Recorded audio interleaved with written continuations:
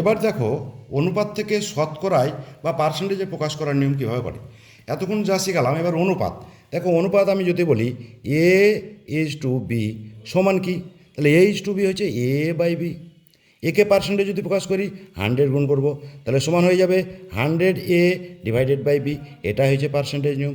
এবার তোমাদের সাথে একটা উদাহরণ দিই, হচ্ছে 2:5 সমান কি, তাহলে দেখো 2/5 একে পার্সেন্টেজে প্রকাশ করছি ইন্টু 100, কেটে দিলাম 5 20 100 সমান হয়ে গেল 40%।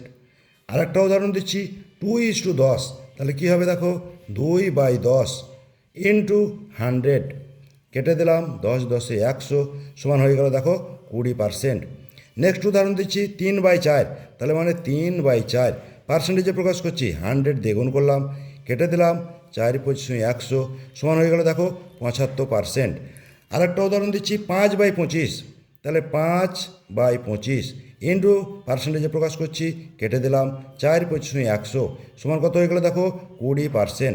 আরেকটা উদাহরণ দিচ্ছি 6:25, তাহলে কী হবে 6/25 ইন্টু 100 শতকরায় প্রকাশ করছি, কেটে দিলাম 4 25 100 সমান হয়ে গেল 24%।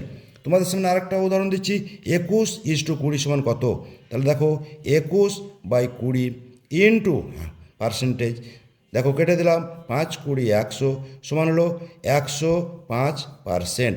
উপরের অঙ্কগুলো যদি তোমরা বুঝে থাকো, নিচের অঙ্ক দুটো কমেন্ট করে কমেন্ট বক্সে অ্যান্সার জানাও।